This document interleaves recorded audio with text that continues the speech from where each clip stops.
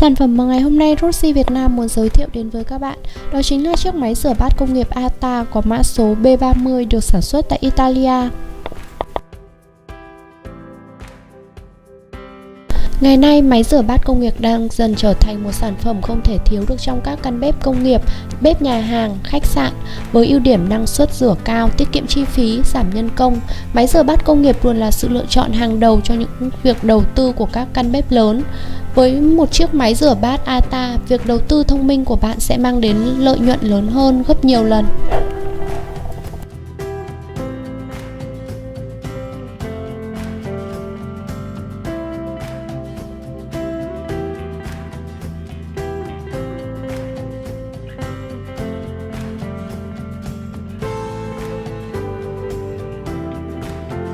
Sản phẩm có mã số B30, có kích thước theo chiều dài rộng cao là 600 x 600 x 820 mm, sử dụng điện một pha, nguồn điện 230V, tần số 50Hz, chu kỳ thời gian là 120 giây, công suất là 540 đĩa một giờ.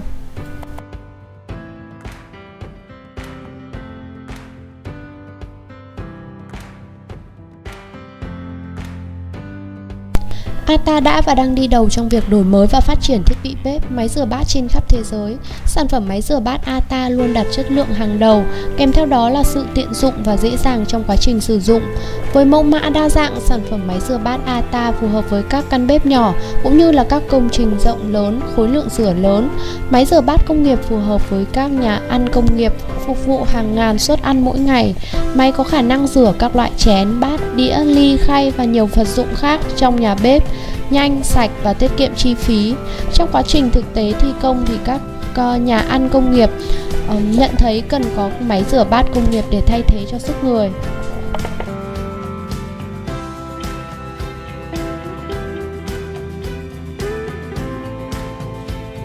Các bạn có nhu cầu tư vấn hay là mong muốn sở hữu cho mình một chiếc máy rửa bát công nghiệp thì hãy liên hệ với chúng tôi theo số điện thoại bên dưới nhé.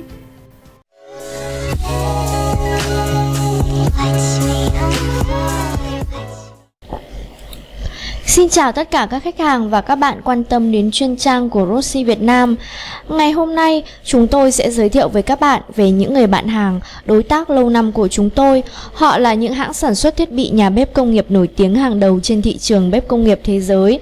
Và ở chuyên đề này, Roxy Việt Nam xin được trân trọng gửi đến quý khách hàng thông tin về hãng sản xuất máy chế biến thực phẩm chuyên nghiệp ATA, một trong những tập đoàn danh tiếng hàng đầu đến từ Italia. ATA là một trong những công ty hàng đầu thế giới trong lĩnh vực sản xuất thiết bị bếp công nghiệp. Máy rửa bát ATA cũng như các dòng bếp ga của ATA được phân phối rộng khắp trên tất cả các châu lục.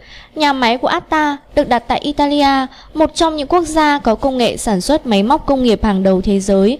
Với uy tín nhiều năm trong lĩnh vực xuất nhập khẩu và phân phối các mặt hàng công nghiệp, tập đoàn kinh doanh đa ngành chuyên xuất nhập khẩu hàng hóa, Roxy Việt Nam đã nhận được sự cho phép của ATA Primacy để nhận phân phối và phát triển thương mại và là đại diện cho ATA tại thị trường Việt Nam.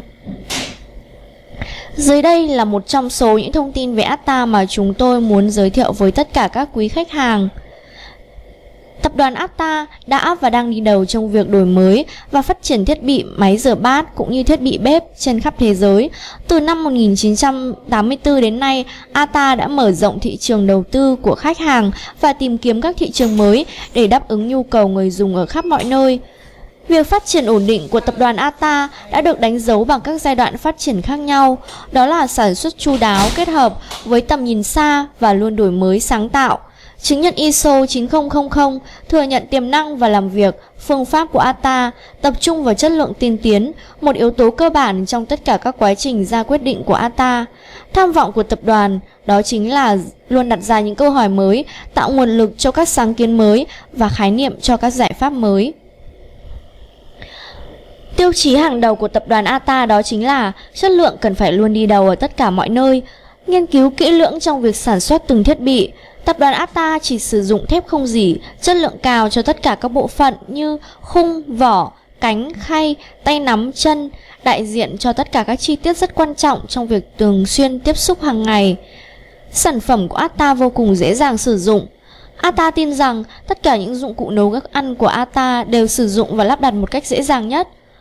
Tập đoàn đã thiết kế từng chi tiết một cách cẩn thận, sản phẩm chú ý đến từng chi tiết để đảm bảo trong khâu vệ sinh thích hợp, từ quá trình sản xuất các vật liệu. Giá trị của nhãn hiệu Made in Italy được đánh dấu là đảm bảo chất lượng cao, độ tin cậy và an toàn tuyệt đối. Rossi Việt Nam đã nhận được sự ủy quyền của tập đoàn ATA để phát triển các sản phẩm của ATA tại Việt Nam. Tập đoàn ATA là một trong những nhà sản xuất thiết bị nhà bếp công nghiệp số 1 tại Italia. Sản phẩm của ATA có mặt và được tin dùng tại nhiều nước trên thế giới. Tại Việt Nam, các dòng sản phẩm nổi bật như máy rửa bát, bếp ga của ATA đã và đang chiếm được cảm tình từ phía người tiêu dùng nhờ vào việc có một chất lượng sản phẩm rất tốt. Là nhà phân phối thiết bị bếp công nghiệp số 1 tại Việt Nam, Rossi đã dành nhiều thời gian và tâm huyết để có thể đem được sản phẩm của ATA về với Việt Nam, tiếp cận cùng với người tiêu dùng. Dưới đây là một số sản phẩm tiêu biểu của tập đoàn ATA mà Rossi Việt Nam muốn gửi tới tất cả các bạn. Đầu tiên, chúng ta không thể không nhắc tới sản phẩm máy rửa bát công nghiệp. Máy rửa bát công nghiệp của ATA là một trong những sản phẩm chủ chốt hàng đầu của tập đoàn. Máy rửa bát điện ATA có nghĩa là vệ sinh, độ tin cậy và chi phí vận hành thấp. Là một công ty trong những đất nước phát triển Made in Italy, công nghệ của ATA đi đầu về bảo vệ môi trường nhưng vẫn đảm bảo cho khách hàng có hiệu quả sử dụng sản phẩm tuyệt vời. Máy rửa bát ATA có một bảng điều khiển sáng tạo nhờ vào logic mềm cảm ứng, cho phép bạn thiết lập các thông số làm việc tùy thích, cắt bỏ lãng phí năng lượng và thời gian.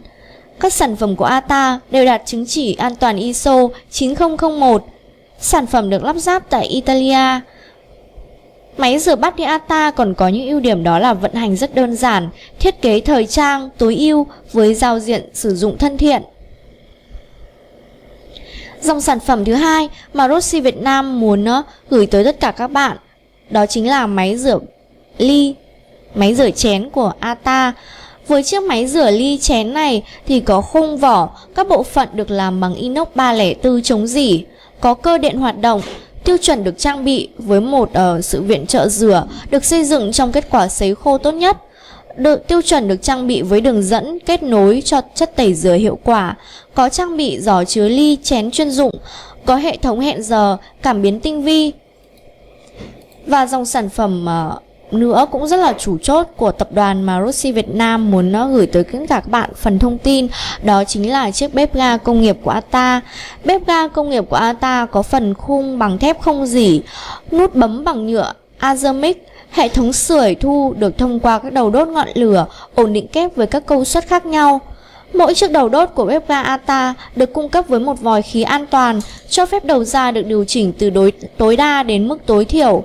An toàn được đảm bảo bởi một cặp nhiệt điện được duy trì hoạt động bằng ngọn lửa của đầu đốt thí điểm. Phần bề mặt gang cũng như là phần đầu đốt được làm bằng gang chịu lửa và chống cháy. Phần bề mặt được đặt trên các bề mặt đúc với các cạnh được làm tròn để làm sạch dễ dàng, tránh tràn chất lỏng. Khay bằng thép không rỉ với các cạnh tròn, đặt lưới đầu đốt, dễ dàng tháo lắp để có thể làm sạch. Phần chân được làm bằng thép không rỉ, chúng ta có thể điều chỉnh độ cao. Thử nghiệm với khí tự nhiên hoặc là LPG theo nhu cầu của người dùng. Phụ kiện luôn có sẵn. Hiện Rossi Việt Nam đang là một trong những đại diện thương mại chuyên nghiệp cho tập đoàn ATA tại Việt Nam. Chúng tôi đã và đang cùng với ATA tham gia cung cấp máy rửa bát cũng như các sản phẩm bếp ga công nghiệp cho rất nhiều dự án hàng đầu tại Việt Nam.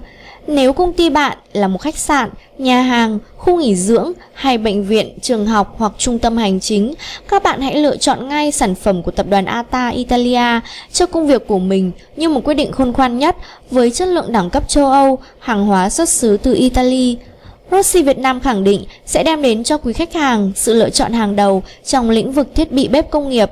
Các bạn hãy nhấc máy và gọi ngay cho chúng tôi để được tư vấn và nhận được thông tin của ATA Primacy.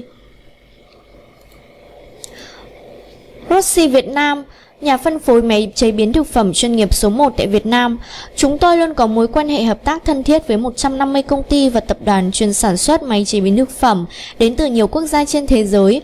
Phương châm làm việc của chúng tôi đó chính là luôn tìm tòi những tinh túy của ngành máy chế biến thực phẩm, đem lại những giá trị dành cho công việc của quý vị, giải phóng nhân sự, tiết kiệm chi phí, nâng cao hiệu quả, khơi nguồn đam mê và kiến tạo sự thành công.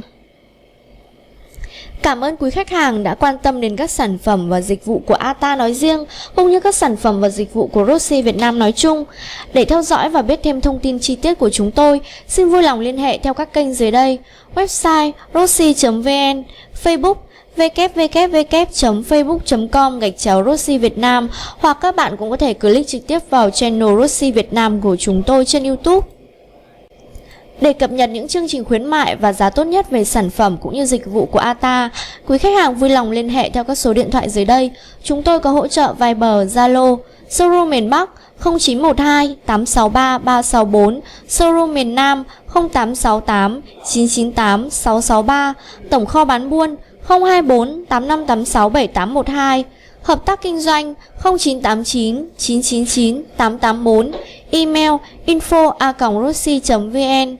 Công ty trách nhiệm hữu hạn sản xuất và thương mại quốc tế Rossi Việt Nam, địa chỉ số 283 đường Lê Duẩn, phường Nguyễn Du, quận Hai Bà Trưng, thành phố Hà Nội. Cảm ơn các bạn đã cùng với chúng tôi tìm hiểu về ATA, một trong những tập đoàn hàng đầu tại Italia trong lĩnh vực sản xuất máy chế biến thực phẩm công nghiệp. Các bạn hãy like clip và subscribe channel của Rossi Việt Nam nếu thấy hay nhé. Xin chào và hẹn gặp lại các bạn trong các chủ đề sắp tới.